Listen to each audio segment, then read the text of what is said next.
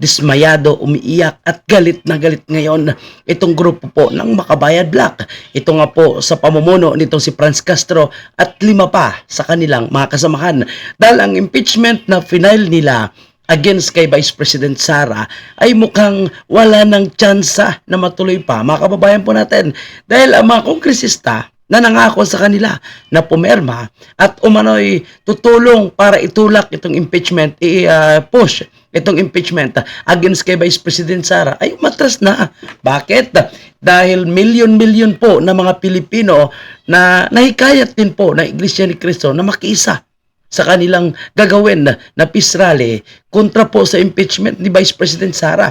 At ang mga kongresista na noon ay gustong ituloy ang impeachment against kay Vice President Sara ay umatras na dahil sa takot na mawawalan po sila ng boto kapag sila ay makisawsaw sa isyu ng impeachment. Nako po mga kababayan po natin.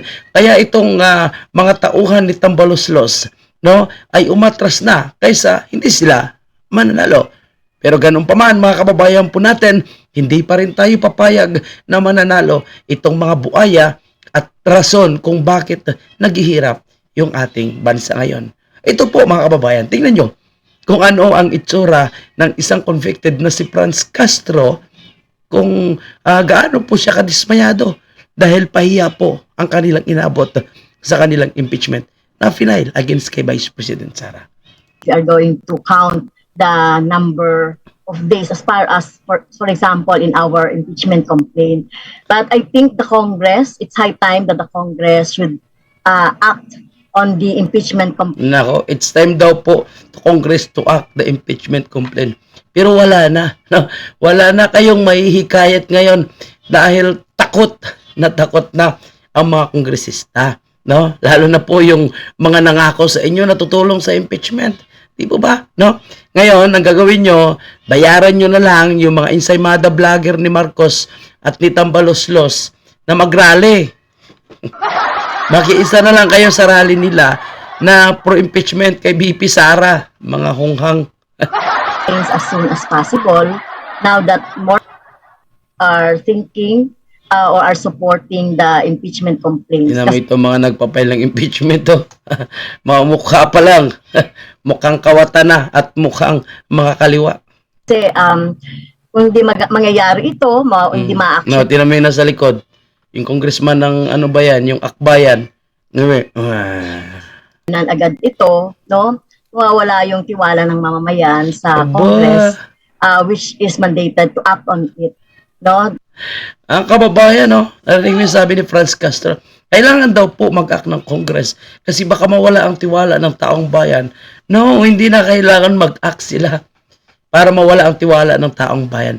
Dahil simula nung binabanata nila mga Duterte, imbis na magtrabaho sila, inuna nila yung pamumulitika, lalo na dyan sa tuwad-tuwad-kum na yan, no? Wala nang tiwala ang taong bayan. Ngayon, anong ginagawa nila? Lumabas sila ng manipulated survey at palabas na kunwari ay mahigit 60% daw po yung mga Pilipino ang sumusuporta sa pagdinig ng tuwad-kum. Pero ang katotohanan, naku po, no, majority ng mga Pilipino, dismayado na. So far naman, itong tatlo, they constitute as verified complaint based on the evaluation of the legal department. So I have to transmit the complaint or complaints to the office of the speaker. Parang ano na yun, negligence. So napilitan na lang po na pumirma or i-verified, no, ng Secretary General ng House of Representatives para hindi rin sila masisilipan kunwari ng taong bayan. Pero alam ng taong bayan na kung sino yung nasa likod ng impeachment complaint kay Vice President Sara. Kaso, ayaw na nilang akuin, ayaw na nilang i-endorso kasi sunog po sila ngayon sa impeachment na fina-file nila. Wala nang sumusuporta, pati sa Senado wala na rin. My party, I will not act on these complaints, no? Be option na hindi gumalaw kasi that would be in violation of the constitutional. Nakita niyo po mga kababayan po natin, no? Yan po yung nagpa-file ng impeachment kay VP Sara. Mukha palang tabingi na. Mandate and duty of the House of Representatives. Dagdag pa ni Velasco, sa kasalukuyan nananatiling 6 ang mga kongresistang nag-endorse sa 3 impeachment complaints. Sa gitna ito ng mga panawagan ng mga naghain ng impeachment complaint at sa tila umiigting ding suporta ng publiko sa pagpapatalsik sa Vice Presidente batay sa Social Weather Stations o SWS survey. Which is a little bit surprising, no? Considering na sinasabi nila, marami raw silang A little bit surprising. No? Alam natin na hindi na kayo nasusurpresa sa mga survey pinapalabas. Yun na naman ay pinalabas nilang survey na yun. Dahil pantapat po sa rally ng Iglesia ni Cristo na anti-impeachment, di ba? Pero ang taong bayan kung tatanungin, no? Ayaw nila na may mga impeachment na proseso dahil anong kwenta na binoto po ng 32 million itong si Vice President Sara para i-impeach lang po nila. At palagay nila itong 32 million, no, sabihin natin 16 million, kalahati, no, na mga Pilipino na sumusuporta sa mga Duterte, mananahimik kung matutuloy ang impeachment kay Vice President Sara. On the process pa nga lang ang impeachment, marami nang nag-iingay. On the process pa nga lang ng impeachment, natatakot na ang mga kongresista, di ba? Na ituloy o pumirma o magsuporta. E paano pa kapag tinuloy nila? Paano pa kapag pinoproseso nila? Ako po, malaking gulo yan ang mangyayari mga kababayan po natin. Kaya kahit anong gawin nila Franz Castro, no, itong grupo ng Makabayad Black, wala na, iiyak man po sila ng dugo, magwawala man po sila, gawin nila ang lahat, ubusin man ni Tambaloslos at ng kanyang kaalyado ang pera ng taong bayan para i-impeach si BP Sara, tanggalin sa kanyang pwesto. Hindi po yan mangyayari. Dahil majority ng mga Pilipino hindi po papayag. At yan po ang makikita natin mamaya sa rally po ng Iglesia ni Cristo. Or bukas, no, bukas po yung pinaka-main rally ng Iglesia ni Cristo. So, buong Pilipinas po yan, mga kapapayan po natin. So, paano nila sabihin na ipopost nila ang impeachment? Milyon-milyon ng mga Pilipino yung ayaw.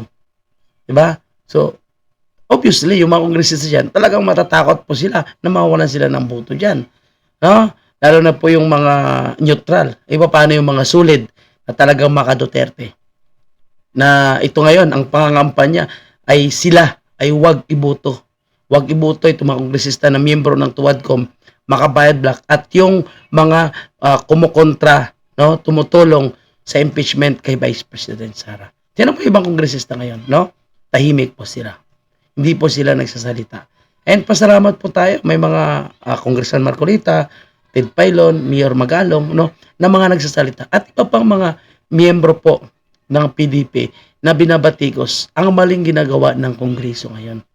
Ay abangan po natin, no, kung ano po yung mga pasabog dito sa rally ng Iglesia ni Cristo. At dahil galit na galit po itong Makabayad Black, no, pinapalabas nila ngayon na sila daw po ay hinaharas dahil sa impeachment na sinusulong nila. Yan po actually ay mga ano na nila, black propaganda para makakuha po sila ng suporta sa kanilang mga kababayan, no? Sa mga taong kapwa din po nila. Pero ganun pa man, no, wala na po silang mauuto na mga ordinaryong Pilipino na makiisa po sa kanilang sinusulong. Dahil alam natin, no, na pera-pera lang itong ginagawa nitong si Franz Castro. Takot yan sila na makaupo si BP Sara dahil alam niya na talagang maghihimas siya. Lalo na po ito si Dilima. Di po ba? Okay, yan na po muna mga kababayan. Maraming salamat.